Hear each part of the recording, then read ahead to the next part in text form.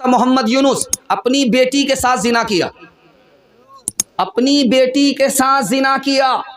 Interview जब उसकी बीवी ने दिया कि मेरे शौहर ने बेटी से मुंह काला किया इसलिए कि वो ब्लू फिल्म देखता। ला सकती है शम्मा कोश्ता को मौजे नफसुन की, इलाही क्या छुपा होता है अहले दिल के सीनों में, न पोचिन खैर का पोशों की इरादत हो तो देखिन को यद बैजा लिए बैठे हैं अपनी आस्तीनों में।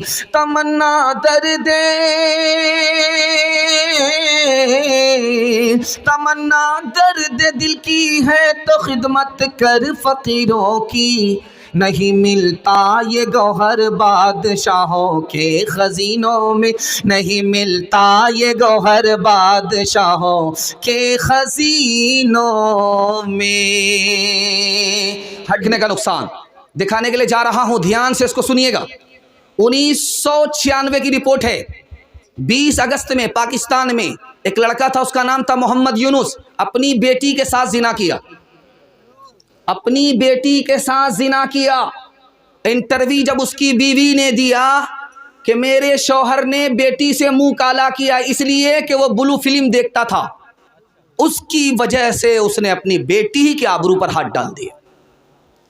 एक फिल्म आई थी हिंदुस्तान में, उसका नाम था देवदास।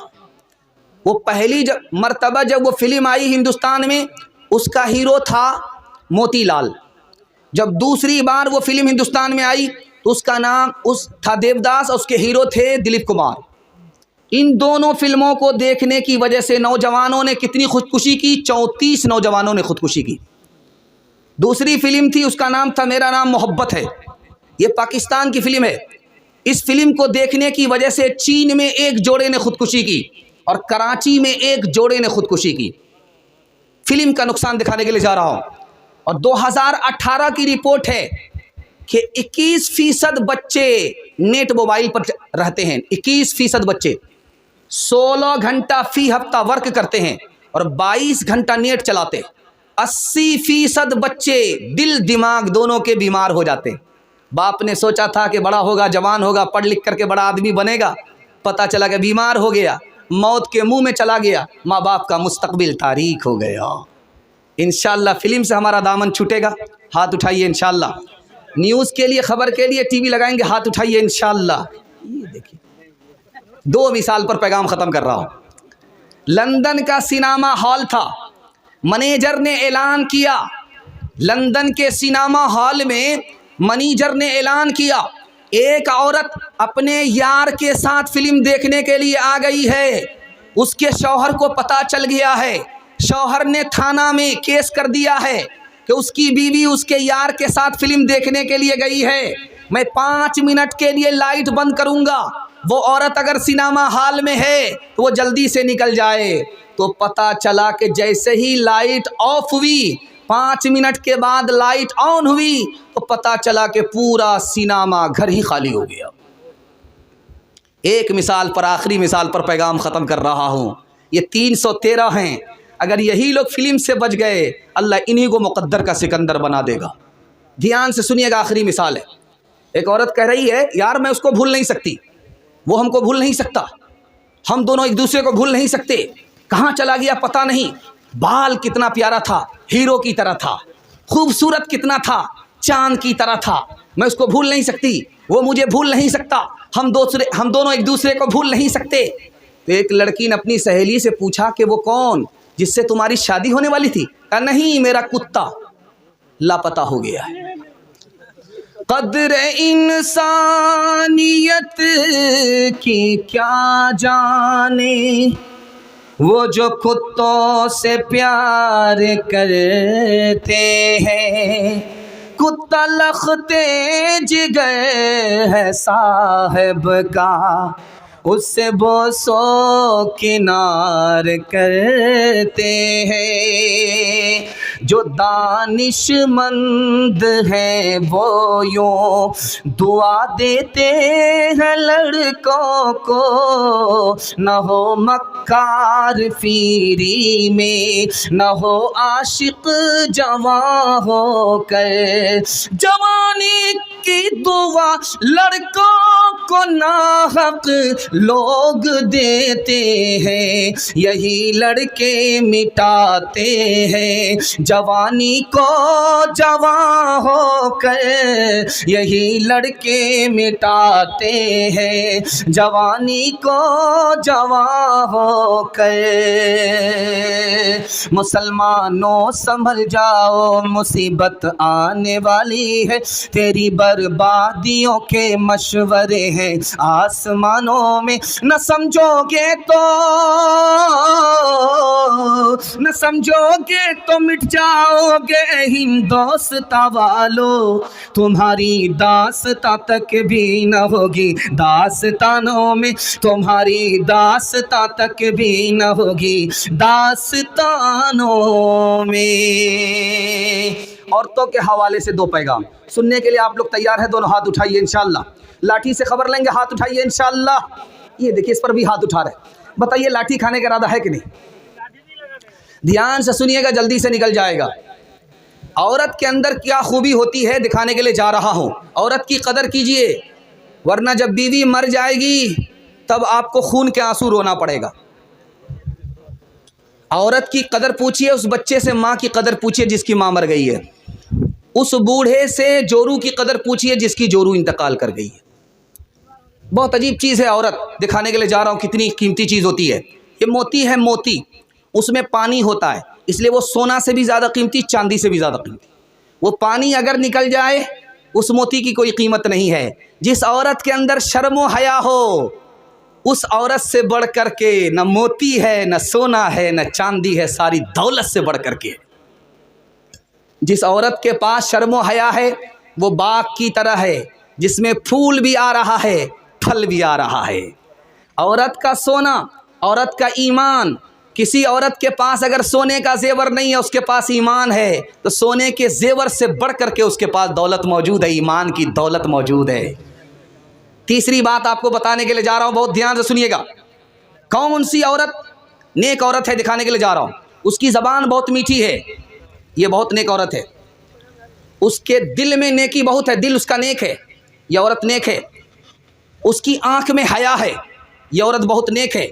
उसका काम हर वक्त उसका हाथ काम में लगा रहता है, यह औरत नेक है। बेटी की तरह शौहर की खिदमत करे, माँ की तरह अपने शौहर को चांद समझे, दोस्त की तरह शौहर पर कुर्बान हो, आशिक की तरह अपने शौहर को चाहने वाली हो। देखिए, जब भी निकाह कीजिएगा तो औरत में तीन चीज़ को देख करके निकाह कीजिएगा। उम्र कम होना चाहिए, माल कम होना चाहिए, माल कम होना चाहिए, उम्र कम होना चाहिए, इल्म कम होना चाहिए। अगर आपने निकाह कर लिया, उसकी उम्र ज़्यादा है तो आपको नुकसान होगा, आप ही को ढोना पड़ेगा। माल उसके पास ज़्यादा है, इल्म उसके पास ज़्यादा है, उंगली पर वो आपको नचाएगी। औरत को देखने की तीन चीज़ें हैं। देखिए, सीरत कैसी है, सूरत कैसी है, इबादत कैसी है। अगर सूरत में एक नंबर, सीरत में एक नंबर, इबादत में एक नंबर, तो सारे जहान में एक नंबर औरत है। हमारी औरत है, एक हूर है, दोनों में खूबसूरत कौन होगी? तो लिखा है दुनिया की औरत ज़्यादा खूबसूरत होगी। तो वो कैसे? हूर नमाज नहीं पढ़ती है, दुनिया की औरत नमाज पढ़ती है। हूर रोज़ा नहीं रखती है, दुनिया की औरत रोज़ा रखती है। रोज़ा रखने की वजह से, नमाज पढ़ने की वजह से इनका चेहरा चमक रहा होगा। उस चमक की वजह से हूर से ज़्यादा खूबसूरत दुनिया की औरत होगी। एक आदमी आया काजी के पास कि मैं शिकायत लेकर के आया हूँ बीवी की, मुझको बहुत परेशान करती है।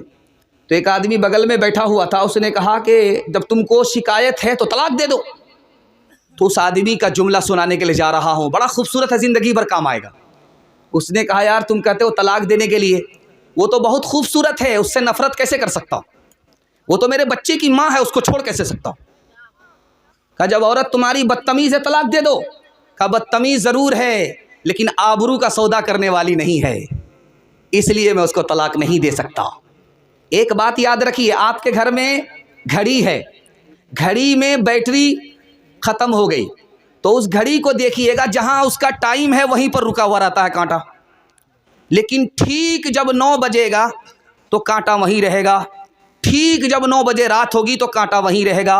वो घड़ी जो बंद है वो भी 2 वक्त में सच बोलती है, झूठ नहीं बोलती है। अब देखिएगा, रात भर दिन भर बीवी की शिकायत करने वालों को देखिएगा, यहाँ बीवी की शिकायत करेंगे, वहाँ बीवी की शिकायत करेंगे। अरे अल्लाह का बंदा, शिकायत क्यों करते हो? दुनिया में हर इंसान के अंदर खूबी भी है, खामी भी है। सारी खामी तो नहीं होगी, उसके अंदर 2-4 खूबी भी तो होगी। सब्र करो, अल्लाह इसका बदला देगा, उसको हिदायत देगा, टूटे फूटे घर को तुम्हारी जन्नत बना देगा। न थी हाल की जब हमें अपनी खबर, न थी हाल की जब हमें अपनी खबर, रहे देखते औरों के ऐबो हुनर। न थी हाल की जब हमें अपनी खबर, रहे देखते औरों के ऐबो हुनर, पड़ी अपनी बुराइयों पे जब नजर, तो ज़माने में कोई बुरा ना रहा। बुरा जो देखन में चला, बुरा न मिलिया कोई, बुरा जो देखन में चला, बुरा न मिलिया कोई। जो दिल खो जा अपना, जो दिल खो जा अपना, मुझसे बुरा न कोई, मुझसे बुरा न कोई। घर का झगड़ा ख़त्म कीजिए, अल्लाह आपके घर को जन्नत बनाएगा। इतनी मोहब्बत, इतना सुकून आपको घर में मिलेगा कि बाहर आपका दिल नहीं लगेगा। ये राज आपको बता रहा हूँ, आप लोग सुनने के लिए तैयार हैं? आपका जलसा निकल रहा है, सिर्फ एक पैगाम बाकी रह गया है। हाथ उठा दीजिए इंशाअल्लाह। बीवी की मरने के बाद कदर करेंगे, हाथ उठाइए इंशाअल्लाह। ध्यान से सुनिएगा, शौहर बीवी से झगड़ा क्यों करता है ये दिखा रहा हूँ। वो कहता है, यार मैं अगर अपनी माँ की बात नहीं मानता तो अच्छा था, मैं अपने चचा की बेटी से निकाह नहीं करता तो बहुत अच्छा था, मैं अपने रिश्तेदार में निकाह नहीं करता, फलां जगह कर लेता तो बहुत अच्छा था। और जानते हैं उसका झगड़ा क्या है शौहर का? शौहर का झगड़ा ये है कि मेरी बीवी मेरी तरह हो जाए। गलत है ये, कभी भी बीवी हमारी तरह हो ही नहीं सकती। और ये सोच लीजिए आप, जितनी भी ताकत लगाइए आप, हमारी बीवी हमारी तरह हो ही नहीं सकती। हमारा झगड़ा क्या रहता है कि हमारी बीवी हमारी तरह हो जाए। और सास का झगड़ा क्या रहता है जानते हैं? ये मेरे घर का पैसा अपने माँ बाप के यहाँ भेज रही है, बदगुमानी है। ये मेरे बेटे पर हुकूमत कर रही है, बदगुमानी है। मैं इस घर की मालिक हूँ, मेरी बहू मेरे घर की मालिक नहीं है। इसकी वजह से सास का झगड़ा रहता है। और बहू का झगड़ा क्या रहता है? जल्दी से आपका जलसा निकल रहा है, बिल्कुल बैठ जाइए, जलसा आपका निकल रहा है, दुआ तक आपका जलसा पहुंच गया है। ध्यान से सुनिएगा, बहू का क्या झगड़ा रहता है कि मुझे बाप ने रानी बना करके भेजा है, मैं किसी की नौकरानी नहीं हूँ, अगर आज दब गई ये लोग ज़िंदगी भर दबाएंगे। और ननद का भुजाई से क्या झगड़ा रहता है कि ये भाभी मुझको रोकने वाली कौन होती है, टोकने वाली कौन होती है, मेरी मर्जी है, मैं जहाँ जाऊँ, जिससे बात करूँ, जहाँ से आऊँ, ये भाभी मुझे टोकने वाली कौन होती है। अब देखिए झगड़ा कैसे ख़त्म होगा, सुनने के लिए आप लोग तैयार हैं? झगड़ा ख़त्म करने के लिए तैयार हैं? हाथ उठा दीजिए। बेटी की तरफदारी में दामाद को जेल भेजेंगे, हाथ उठाइए इंशाअल्लाह। बिल्कुल सही जा रहा है, ये देखिए इस पर भी कोई ना कोई हाथ उठा रहा है। ज़रा ध्यान से सुनिएगा,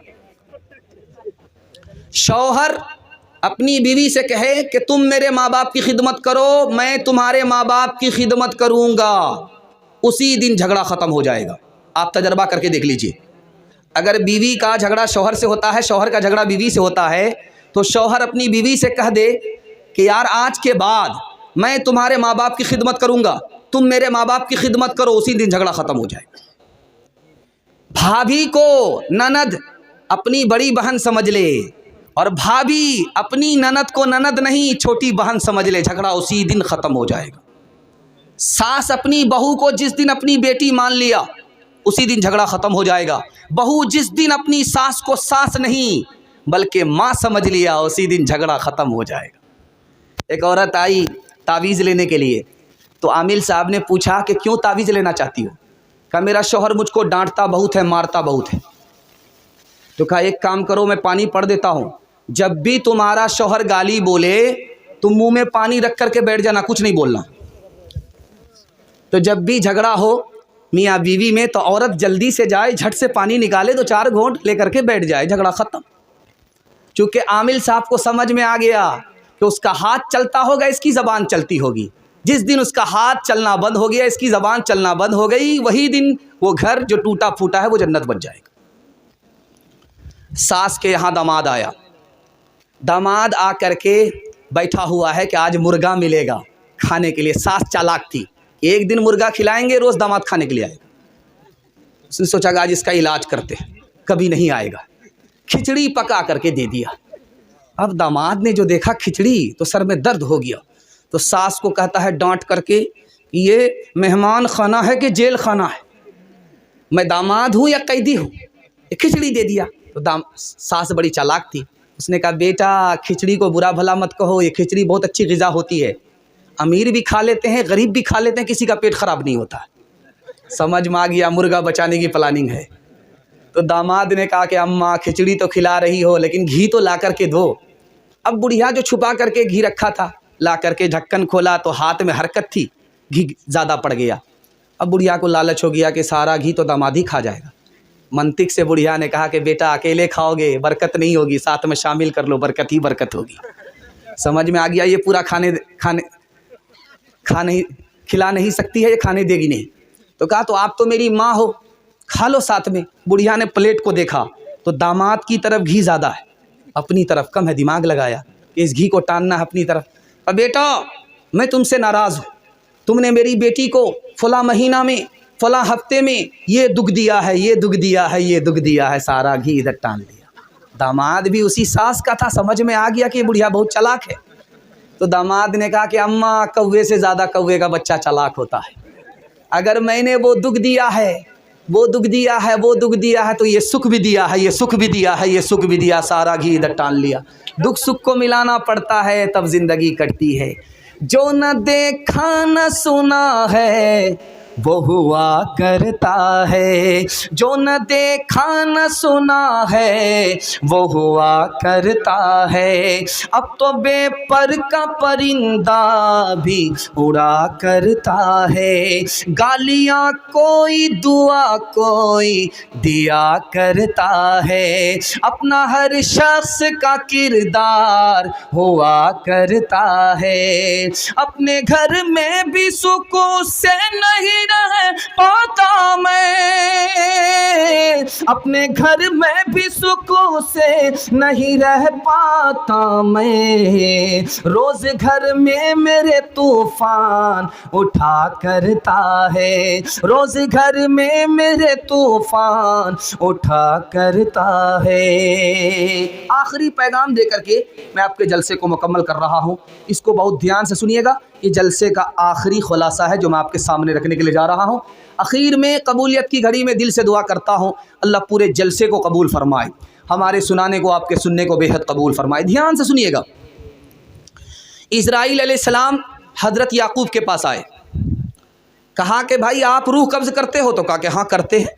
कहा कि मेरी रूह जब कब्ज़ करने के लिए आना तो पहले बता देना। हज़रत इस्राईल आ गए रूह कब्ज़ करने के लिए। तो याकूब अलैहिस्सलाम ने कहा यार तुम अजीब आदमी हो, हमसे वादा किए थे कि रूह कब्ज़ करने से पहले बता देंगे, बताया नहीं। कहा 3 मरतबा बताया। आपके काले बाल सफ़ेद हो गए, मेरा कासिद था।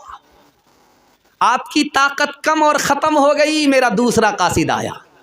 और आप सीधे थे, झुक गए, 3 बार इत्तला दे चुका हूँ, उसके बाद आपकी रूह कब्ज़ करने के लिए आया। आदमी को मरने से डर क्यों लगता है? एक एक नुक्ते को ज़रा सुनिएगा, जल्दी से निकल जाएगा। पैगाम बिल्कुल बाईपास हो रहा है, आपने मेरा दिल खुश कर दिया। मैं तो घबरा गया था, ये मजमा भी हमको नहीं मिलेगा, लेकिन अल्लाह आपकी मोहब्बत को सलामत रखे, आपकी मुश्किल को आसान फरमाए। आपने मजमे को बाकी रखा, इज़्ज़त आबरू रख ली, मेहमान की मेहमान नवाजी का आपने हक़ अदा कर दिया। अल्लाह आपको हर मुश्किल को आसान फरमाए। ध्यान से सुनिएगा। आदमी मरने से क्यों डरता है जबकि हर आदमी को मरना है? कोई ऐसा है ही नहीं जो ज़िंदा रहेगा, बल्कि जो आया है वो मरेगा, और आने वाले मरते चले गए, और आने वाले आते रहेंगे, मरते रहेंगे। लेकिन आदमी को मौत से क्यों डर लगता है? तो लिखा इसलिए कि माल यहीं रह जाता है, आदमी मर करके वहाँ चला जाता है, इसलिए डर लगता है। जिस दिन आदमी माल को पहले भेज दे, उसको मरने से डर नहीं लगेगा। आदमी माल के साथ होगा, माल आदमी के साथ होगा। दुनिया का सबसे बड़ा अक्लमंद आदमी कौन है? इतना छोटा मजमा, सवाल एक लाइन में, जो मौत को याद रखे, आखिरत की तैयारी करे, इससे बड़ा दुनिया का कोई अक्लमंद हो ही नहीं सकता। एक बात याद रखिए, दुनिया के 200 साल की उम्र पाने वाला, 200 साल में इंतकाल करने वाला अमीर मुआविया रज़ी अल्लाह अन्हु ने पूछा कि भाई तुमने दुनिया को कैसे देखा? कहा कि बराबर सराबर देखा। ये दुनिया अच्छी भी है, बुरी भी है। कहा कि वो कैसे? दिन के बदले दिन मिलता है, रात के बदले रात मिलती है। आने वाला बच्चा मर जाता है, और आने वाले आते रहते हैं, जाने वाले जाते रहते हैं। तो कहा कि ऐसा क्यों होता है? कहा आने वाले अगर आएंगे, जाने वाले जाएंगे नहीं, तो दुनिया में पैर रखने की जगह नहीं होगी, इतनी छोटी दुनिया है। और अगर आने वाले आएंगे नहीं, जो पुराने हैं वही दुनिया में रहेंगे, तो ये दुनिया बदसूरत हो जाएगी, इसकी खूबसूरती चली जाएगी। इसलिए आने वाले आते रहते हैं, जाने वाले जाते रहते हैं। 200 साल की उम्र पाने वाला कहता है, इस 200 साल की मसाफत इतनी जल्दी निकल गई जैसे कि मैं कमरे में दाखिल हुआ, एक दरवाजे से दाखिल हुआ, दूसरे दरवाजे से निकल गया, 200 साल की उम्र ख़त्म होगी। एक बात याद रखिए, बहुत ध्यान से इसको सुनिएगा। आपका बेटा है, दुनिया में आपको याद रहता है, आपकी बीवी है, दुनिया में आपको याद रहती है, लेकिन मरने के बाद आदमी 3 जगह अपनी बीवी को भी भूल जाएगा, अपने बेटे को भी भूल जाएगा, सबको भूल जाएगा। जिस वक्त अमल को तौला जाएगा मीज़ान पर, उस वक्त आदमी सबको भूल जाएगा। नामे आमाल जब हाथ में दिया जाएगा, उस वक्त आदमी सबको भूल जाएगा। पुल सिरात से जब आदमी गुजरेगा, तो सबको भूल जाएगा। नमाज कैसे पढ़नी चाहिए दिखाने के लिए जा रहा हूँ इंशाअल्लाह। जुमा में फुर्सत निकालेंगे, हाथ उठाइए। सीधे तरावी में, रमज़ान में मौका निकालेंगे, हाथ उठाइए। खैर, ध्यान से सुनिएगा, नमाज कैसे पढ़ना चाहिए। तो पूछा गया, भाई आप नमाज कैसे पढ़ते हो? कहा नमाज हम इस तरह पढ़ते हैं कि मुंह मेरा काबे की तरफ होता है और पैर पुल सिरात के ऊपर होता है। दाईं तरफ जन्नत को समझता हूँ, बाईं तरफ जहन्नम को समझता हूँ, पीछे मेरे मलकुल मौत है, इसका ख्याल है, और अपनी नमाज को आखिरी नमाज समझता हूँ। फिर भी डरता हूँ कि पता नहीं ये नमाज कबूल होगी कि नहीं, इस तरह नमाज पढ़ता हूँ। एक बात याद रखिए, गीबत करनी है तो अपनी माँ की गीबत कीजिए, किसी और की गीबत मत कीजिए। चूँकि गीबत करने से अपनी नेकी चली जाती है। नेकी देनी ही है किसी को तो अपनी माँ को दीजिए, गैर को क्यों देना चाहते हैं? देखिए गीबत करने का नुकसान कितना बड़ा होता है। गीबत जब आदमी करता है, तौबे के बाद मर जाता है, तो सबसे लास्ट में वो जन्नत में पहुंचता है। अगर आपने किसी की गीबत किया है और आप तौबा के बाद मर गए, तो सबसे लास्ट में जन्नत में पहुंचेंगे। अगर तौबा किए बगैर मर गए किसी की गीबत करके, तो सबसे पहले जहन्नम में दाखिल होंगे। अब इंसाफ से बताइए, गीबत करनी चाहिए कि नहीं करनी चाहिए? नहीं करनी है, हाथ उठा दीजिए, बिल्कुल सही जा रहा है। एक बात याद रखिए, अभी आपने देखा कि 5-5 हज़ार रुपया लोग चंदा दे रहे थे, और कुछ लोग 5 हज़ार के लायक नहीं थे, तो मैंने देखा कि चुपके से 50 रुपया ला करके रख दिया, चुपके से 500 रुपया ला करके रख दिया। ये तो देने वाले थे कि जिसके पास 50 रुपया भी था वो ला करके दे दिया, जिसके पास 5 हज़ार रुपये था उनके नाम का ऐलान हुआ। लेकिन एक आदमी इसमें ऐसा भी था जिसके पास 50 रुपया भी नहीं था, वो नहीं आया है। जानते हैं उसके पास कौन सी दौलत है? जिसके पास 50 की दौलत थी वो ला करके जमा किया, जिसके पास 5 हज़ार की दौलत थी वो ला करके जमा किया। गरीब के पास कौन सी दौलत है? अल्लाह आपके इल्म में इजाफा फरमाए, मेरे मुताला को ताज़ा फरमाए। गरीब के पास जितनी बड़ी दौलत है वो हमारे पास भी नहीं है, दिखाने के लिए जा रहा हूँ। इसलिए अपनी गरीबी पर शिकायत नहीं करना है, सब्र करना है। गरीब जब अल्लाह के दरबार में पहुँचेगा तो अल्लाह उससे कहेगा कि तुम जब भूखे थे तुमको किसने खाना खिलाया था? जब तुम प्यासे थे तो तुमको पानी किसने पिलाया था? जब तुम नंगे थे तो तुमको कपड़ा किसने पहनाया था? वो बताएगा फलां अमीर आदमी ने मुझको भूखा था खाना खिलाया, नंगा था मुझको कपड़ा पहनाया। कहा कि उसको अपने जन्नत में साथ लेकर के जाओ। गरीब के पास जो दौलत है वो अमीर के पास नहीं है। गरीब से अल्लाह पूछेगा जो तुम्हें भूख में खाना खिलाया था उसको जन्नत में लेकर के जाओ। इसलिए गरीब को नज़रअंदाज नहीं करना है। कोई मांगे तो दे देना, नहीं है तो माजरत करना है, माफ़ कीजिए भाई साहब, मैं तो देना चाहता था, मेरे पास नहीं है। लेकिन धुतकारना नहीं है, डांटना नहीं है, ताना नहीं मारना। एक बात आखिरी सुन लीजिए, अल्लाह आपके इल्म में इजाफा फरमाए। जब भी आपको मुसीबत हो, जब भी आपको गम हो, जब भी आपके परेशानी हो, तो आपकी परेशानी खुशी में तब्दील हो जाएगी, आपकी मुसीबत ख़त्म हो जाएगी। कैसे?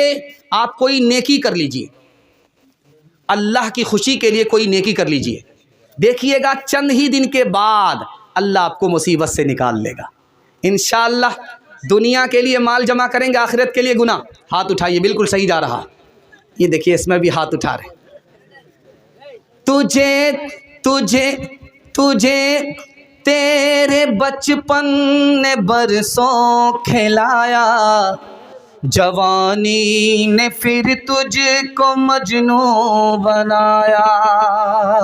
तुझे तेरे बचपन ने बरसों खिलाया, जवानी ने फिर तुझको मजनू बनाया।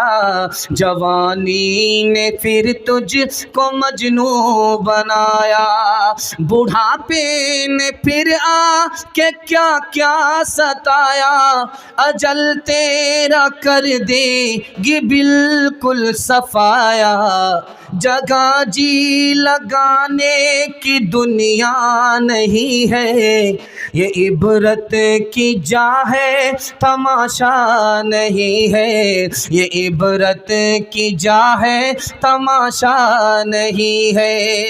यही तुझको धुन है रहो सबसे बाला, हो जीनत निराली हो फैशन निराला। जिया करता है क्या यूं ही मरने वाला, तुझे हुस्न ज़ाहिर ने धोखे में डाला। जगह जी लगाने की दुनिया नहीं है, ये इबरत की जा है तमाशा नहीं है। ये इबरत की जा है तमाशा नहीं है।